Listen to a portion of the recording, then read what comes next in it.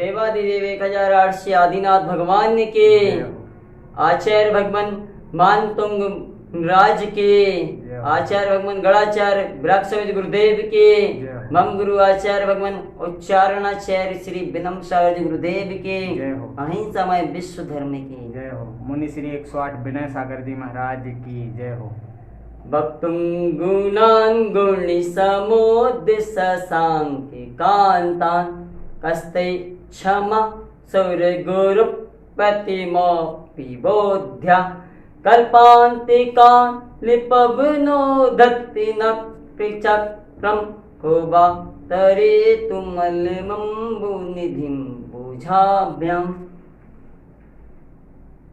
प्रलय काल की तीव्र पवन से क्रोधित मगरों से भरपूर अम्बु निधि को बाहुबल से पार करे न कोई सूर। हे गुण सागर चंद्रकांतमय तेरा रूप है आभावान, बृहस्पति सम बुद्धिमान भी कर ना सके महिमा का बखान। मित्र आचार्य भगवान कह रहे हैं प्रलय काल की प्रचंड वायु से उछलते हुए मगर मत्स्य आदि भयानक समुद्र को अपनी भुजाओं से पार करने के लिए कौन समर्थ रखता है, अर्थात कोई भी ऐसा भयानक समुद्र को भुजाओं से पार नहीं कर सकता। इसी प्रकार हे भगवान चंद्र के समान निर्मल आपके अनंत गुणों का वर्णन कौन कर सकता है। भले ही वह बुद्धि में बृहस्पति के समान भी क्यों ना हो।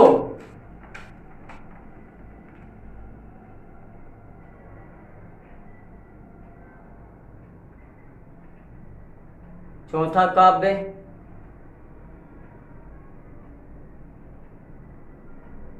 इसके जाप देखते हैं। ओम ह्रीम अर्हम नमो सब्बो ही जिनाणम झोम झोम नमः स्वाहा। इस मंत्र का फल है यंत्र के पास रखकर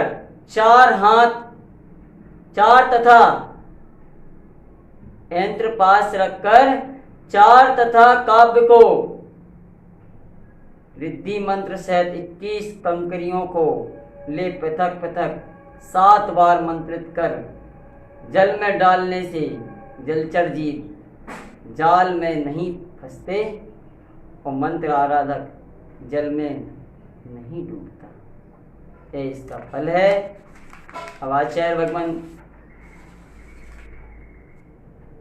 कह रहे हैं मित्र ध्यान दो।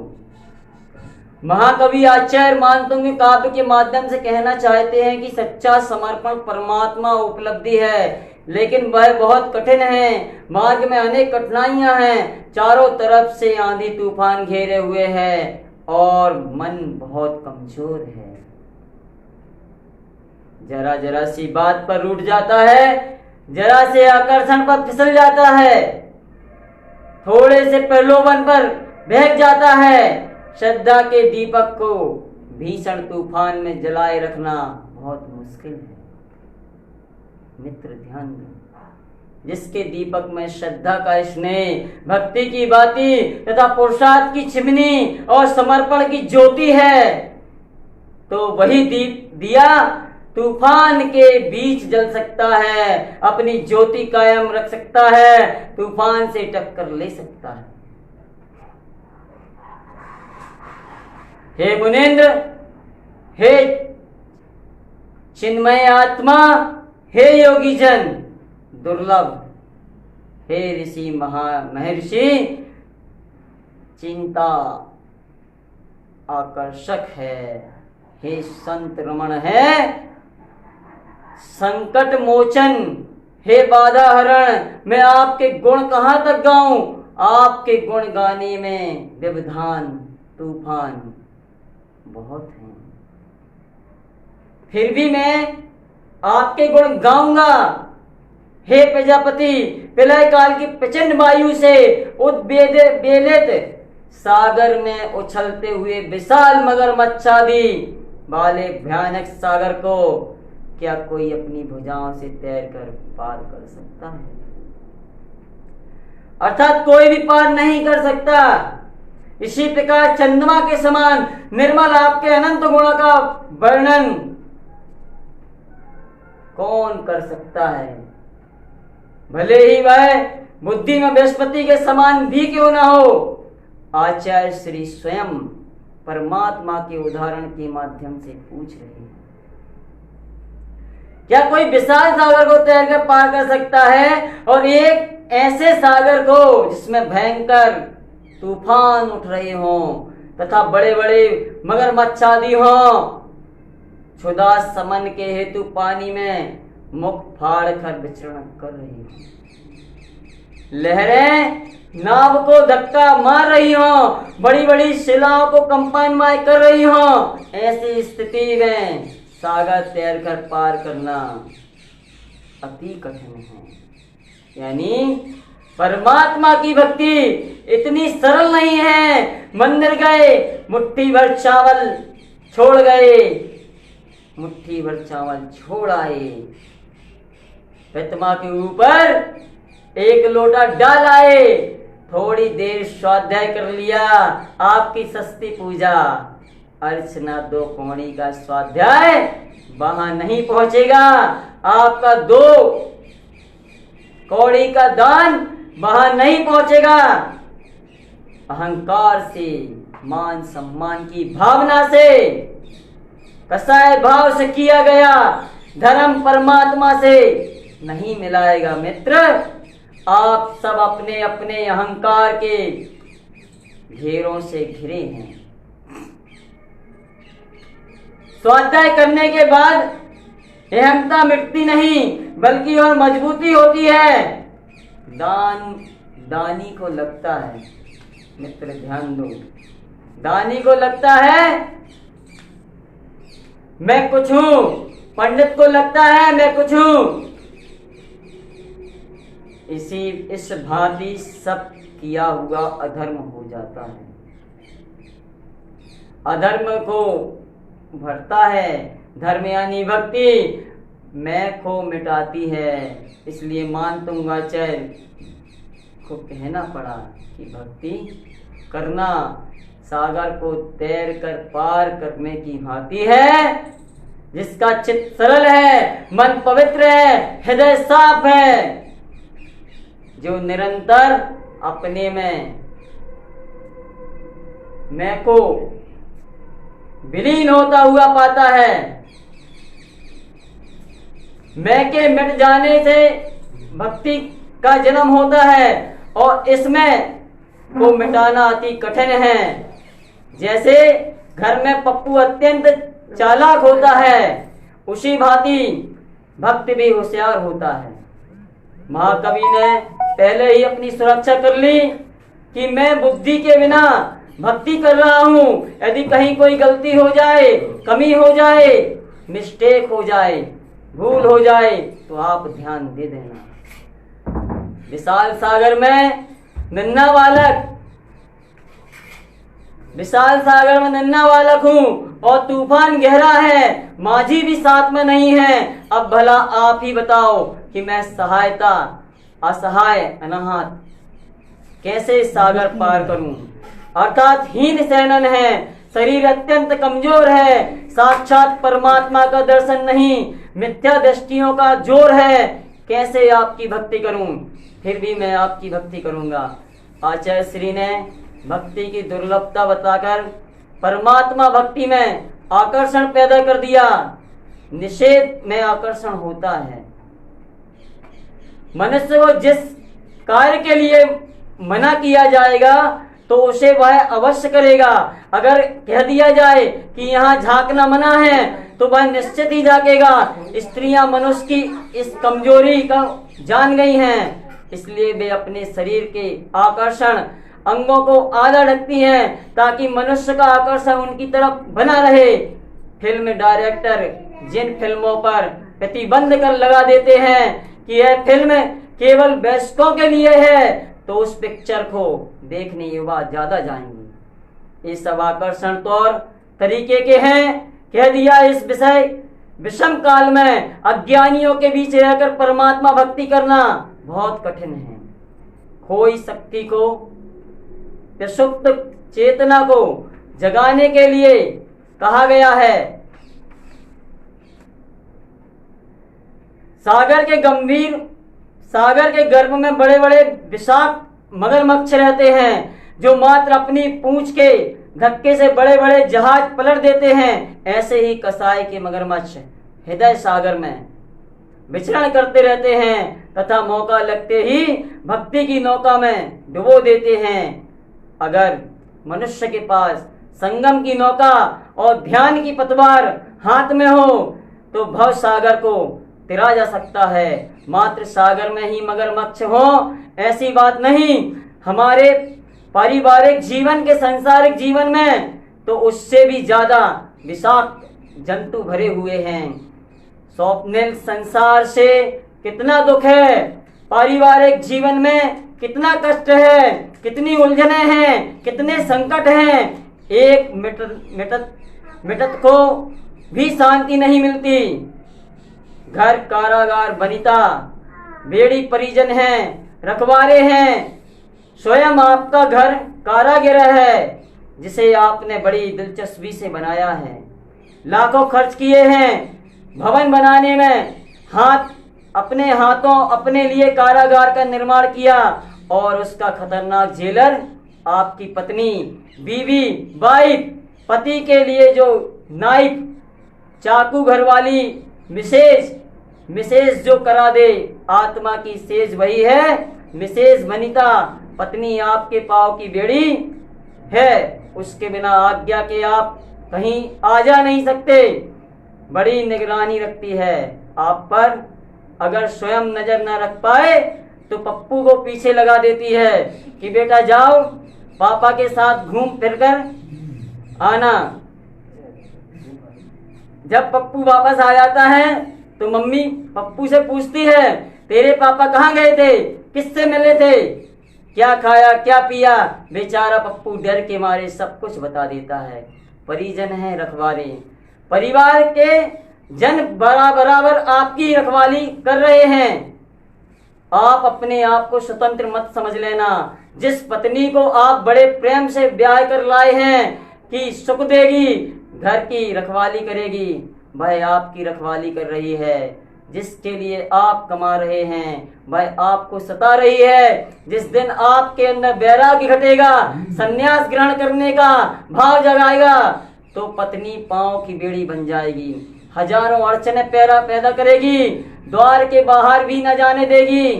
अगर आप अपनी पत्नी के साथ कहीं जा रहे हैं तो आप मार्ग में दूसरी नारी की तरफ नहीं देख सकते। अगर देखने लगेंगे तो तुरंत धक्का मार के इशारा कर देगी, मैं आपके साथ हूँ। सागर तो बहुत दूर है, स्वयं के परिवार में ही बड़े बड़े मगरमच्छ हैं। उनसे समय मिले तभी भक्ति हो। पारिवारिक जीवन में रहकर भक्ति करना, धर्म करना जीवन की महती घटना है। भक्ति के लिए सहारा चाहिए, अवलंबन चाहिए, किसी जानकार की मदद चाहिए, क्योंकि सागर बहुत गहरा है और नाव बहुत पुरानी है।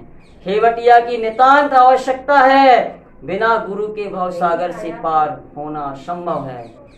बिना सुहागन के नारी अधूरी है, बिना फूल के क्यारी सूनी है और बिना गुरु के मंजिल दूनी है या अधूरी है। स्त्री का जीवन सुहागन से और शिष्य का गुरु से शुरू होता है। गुरु के अभाव में मोक्ष मार्ग का प्रारंभ नहीं होता। मानतुंगाचार्य परमात्मा से कहना चाहते हैं कि इस कली काल में रिद्धिधारी, मना परे ज्ञानी, अवधि ज्ञानी, केवल ज्ञानी नहीं है। हम जिसका सहारा लें, हम जिसका हाथ थाम कर चलें, क्योंकि चारों तरफ विषम परिस्थितियां हैं।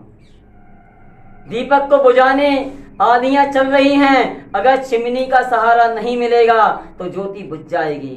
तुम्हारा रूप ही काल उसे बुझाने को तत्पर है, सामने ही खड़ा है। आत्म ज्योति को तप त्याग संयम से सद्भाव से ही प्रज्वलित कर सकती है। इस काव्य के माध्यम से आचार्य श्री ने अनेक इशारे कर दिए, अनेक रहस्यों का उद्घाटन कर दिया, अनेक महत्वपूर्ण बातें समझा दी।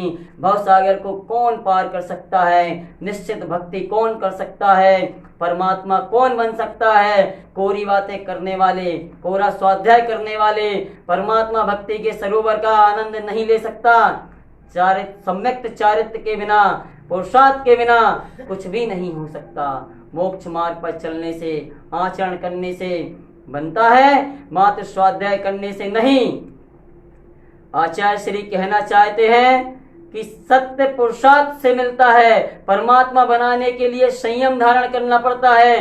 परमात्मा खोजने से नहीं, स्वयं में खोजने से मिलता है। चलने से नहीं, स्वयं ठहरने से मिलेगा। जब सकल परिग्रह का त्याग करके आत्म ध्यान में डूब जाओगे, आत्मस्थ हो जाओगे, तब परमात्मा का दर्शन होगा। मनुष्य तो परमात्मा का एक बीज है और परमात्मा मनुष्य का चरम विकास है। आचार्य भगवान कह रहे हैं, परमात्मा चंद्रमा के समान परमोज्जल है। चांद ने निशा को दिवस के रूप में परिवर्तित कर दिया, काली की उजियारी में डाल दिया। आपने पूर्ण विकास कर लिया, मैं भी अपनी निशा को पूनम बनाना चाहता हूँ, बूंद को सागर में समाहित करना चाहता हूँ।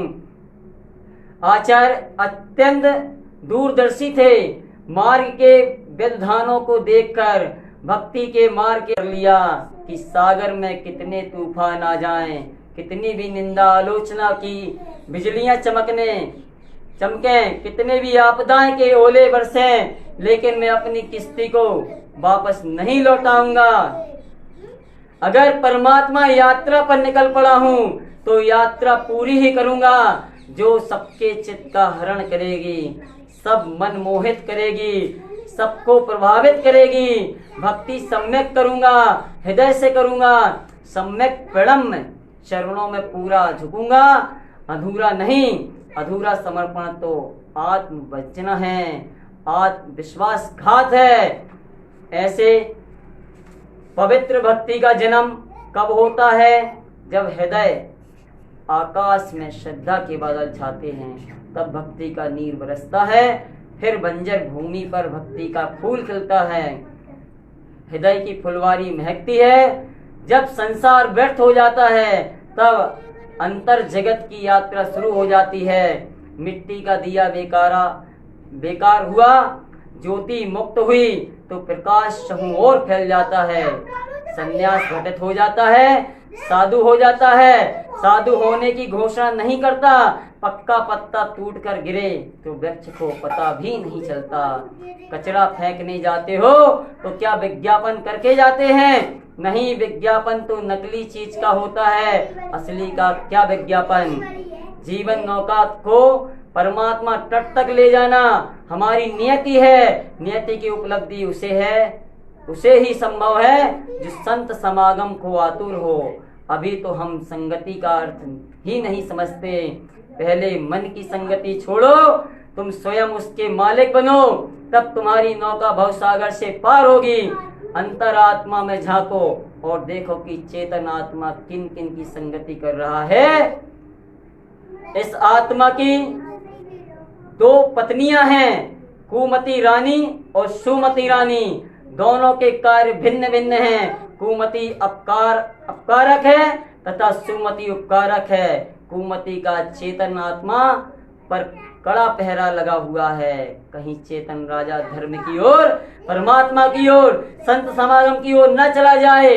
अपना मनोरथ सिद्ध करने के लिए चेतन राजा को घर जमाई बना लिया।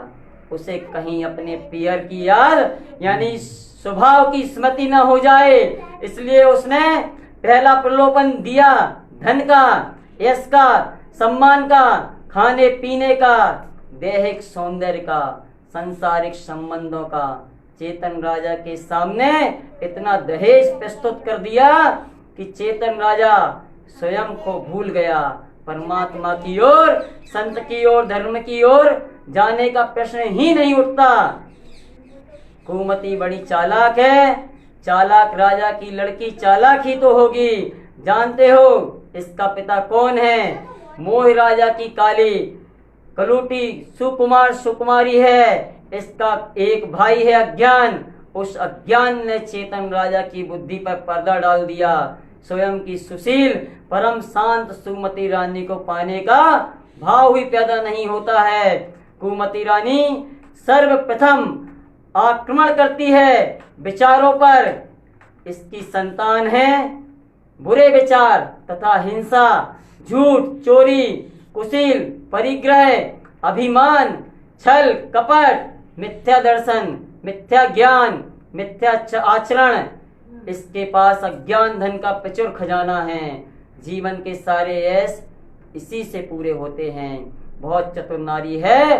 मंदिर की तरफ तो जाने नहीं देती, लेकिन पिक्चर की ओर दौड़ कर ले जाती है। अपने हाथ से उंगली पकड़ कर ले जाती है। स्वयं नहला धुला देती है, श्रृंगार करा देती है। तीर्थ दर्शन को जाने नहीं देती। बाग बगीचों की सैर हंसकर कराती है। पुण्य कार्य से मुख चुराती है तथा पाप प्रवृत्ति में उत्साह दिखाती है। संसार का परिभ्रमण अति उत्साह से कराती है। जितना चेतन राजा का पतन होता है उतना इसका उत्साह बढ़ता है। इसके सौंदर्य में निखार आता है। मित्र, चेतन राजा की छोटी पटरानी है सुमति रानी। इसका चाल चलन व्यवहार कुमति से एकदम विपरीत है। सुमति अपने सम्राट को पाप से मुक्त कराकर पुण्य की ओर, अधर्म से मुक्त कराकर धर्म की ओर, अज्ञान से पिंड छुड़ाकर सम्यक ज्ञान की ओर, वेश्यालय से मुक्त कराकर साधु संगति की ओर, सिनेमा से मुक्त कराकर परमात्मा मंदिर की ओर ले जाती है। सुमति की संतान सम्यक दर्शन, सम्यक ज्ञान, सम्यक चारित्र, सम्यक विचार, दया, करुणा, प्रेम, अहिंसा, अपरिग्रह, अचौर्य, अकाम, अझूठ है। इसका एक भाई है ज्ञान, जिसकी संगति से इंसान भगवान बनता है। सुमति रानी आत्म सौंदर्य का रसपान कराती है। अछूती कुंवारी मुक्ति श्री से परिचय कराती है। ध्यान की सैया पर लेटाकर चेतन राजा की हार्दिक सेवा करती है। जीवन के अरूपी निर्विकार स्वरूप से मिलाती है। कुमति काली कलूटी सुंदर है। असत्य का जाया पहनकर चेतन राजा को आकर्षित कर लेती है और पाप की शेष पर ममता का चादर बिछाकर उस पर प्यार का तकिया रखती है और मोह का मदिरा का कामना का विष पिलाकर मूर्छित कर देती है तथा नरक निगोद में ले जाकर छोड़ देती है। वह बहुत चालाक है। यह जीव को आकर्षित कर लेती है, अपने चाल में फंसा लेती है, फिर धीरे धीरे मकड़ी की भांति खून चूसती प्रारंभ कर देती है। इसकी सबसे बड़ी विशेषता है कि पहले यह वेश्या की भांति आगे आकर जीव को मोहित कर अपना दास बना लेती है। उसके बाद स्वयं बिना बुलाए उसके पीछे पीछे भागने लगता है। सुमति गोरी नारी सुंदर है, स्वयं जीव को आकर्षित करने नहीं करती, लेकिन स्वयं जाकर उसे अपने आचरण से आकर्षित कर लेती है। तो फिर यह कभी भी उसका साथ नहीं छोड़ती। पृथ्वी से ऊपर आकाश में उठाती है, कंकर से शंकर बनाती है, त्रिलोक पूज बनाकर सिद्धालय पहुंचा देती है, सदा के लिए अजर अमर बना देती है। अजर अमर बनाने के पूर्व जीव को ध्यान के आसन में पर बैठाती है, धर्म का चादर बिछाती है, तप त्याग का तकिया लगाती है, ज्ञान का अमृत पिलाती है, परमात्मा के गीत सुनाती है और अंत में स्वयं से परमात्मा बना देती है। मित्र, आपको सोचना है कि आपको किसकी संगति करना है। कसौटी आपके सामने है, दोनों का जीवन आपके सामने है। अगर भव सागर से को पार करना है तो सुमति की नाव में बैठना अनिवार्य है, अति आवश्यक है, नितांत जरूरी है। व्यक्ति सुख नहीं दुख में जागता है और आपको दुखी होते अनंत काल हो गए। मित्र, अब अपनी पीड़ा का दर्शन करो और परमात्मा प्यास से भरो। गहन दुख में व्यक्ति जागता है जब गहरी चोट पड़ती है, गहरा आघात पहुंचता है, अत्यंत दुखी होता है, तब व्यक्ति जागता है। और पवित्र भक्ति का जन्म होता है। स्वर्गों में रहने वाले देव नहीं जागते। स्वर्ग से आज तक कोई मोक्ष नहीं गया, ना कभी जाएगा। सर्वार्थ सिद्धि और मोक्ष के पटल में मात्र एक बाल की मोटाई की दूरी है। लेकिन फिर भी उन देवों को सिद्धालय के सुख की जरा भी गंध नहीं है। आपका प्रश्न हो सकता है, नरकों में दुख की अधिकता है, इसलिए वहीं से मोक्ष होना चाहिए।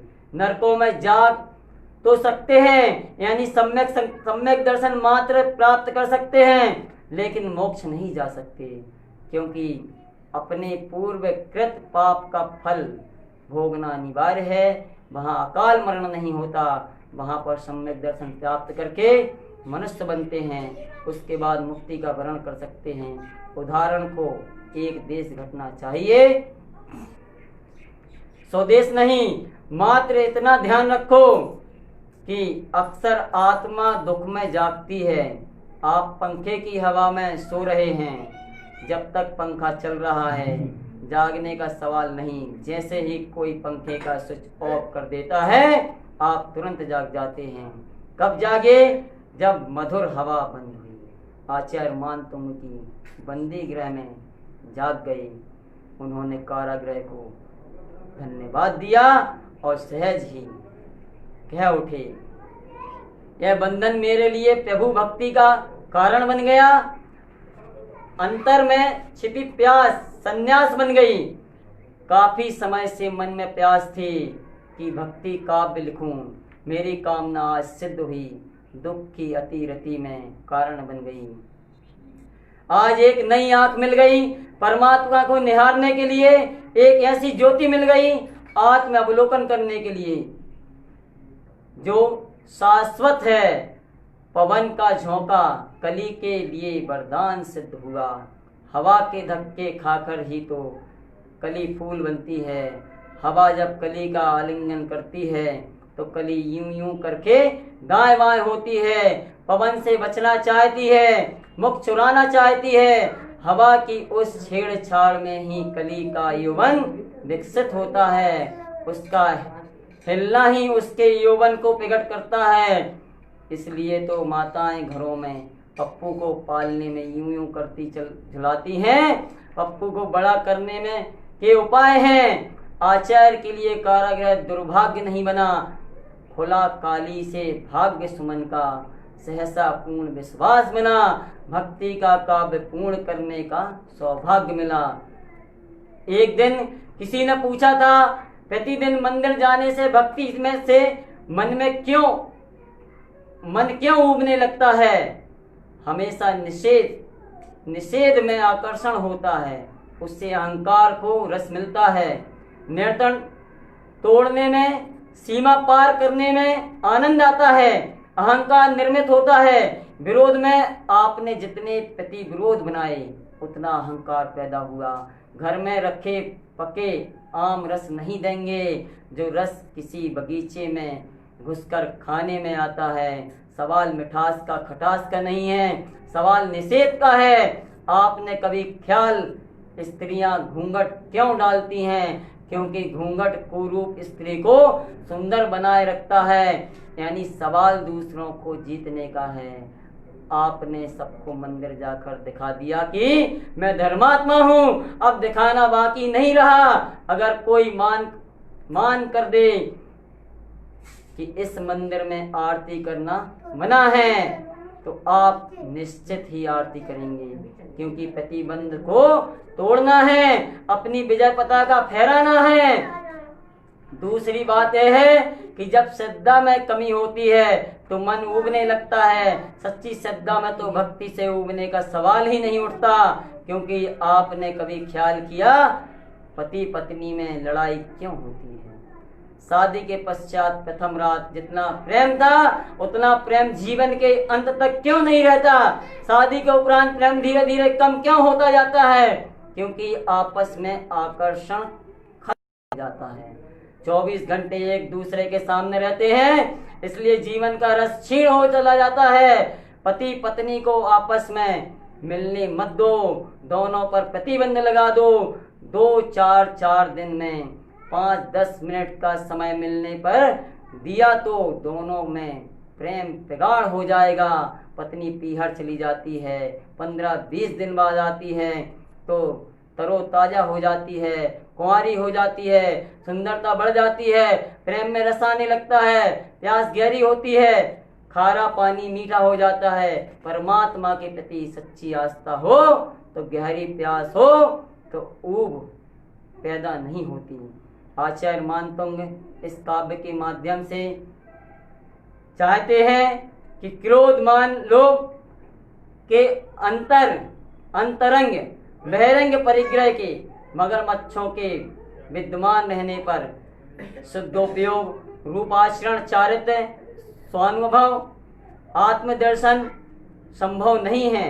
यानी गृहस्थ आश्रम में आवृत्ति सम्यक दृष्टि को, देशवती श्रावक इत्यादि को आत्मदर्शन संभव नहीं है, क्योंकि गृहस्थ आश्रम में आत्रोध ध्यान की बहुलता रहती है, विषय कसाय की बहुलता रहती है। इस बात का समर्थन आचार्य शुभचंद्र ने ज्ञान अर्णव ग्रंथ में किया है कि सूरज पश्चिम से उग सकता है, सूर्य शीतल हो सकता है, आकाश में फूल लग सकते हैं, गधे के सींग आ सकते हैं, लेकिन गृहस्थों को कभी भी स्वादात्मा का अनुभव नहीं हो सकता।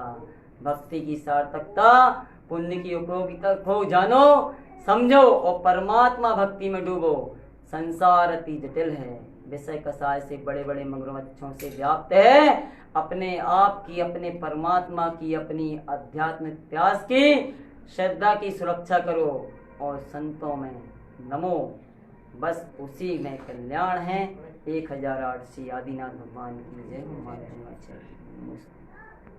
मुनि श्री 108 विनय सागर जी महाराज की जय।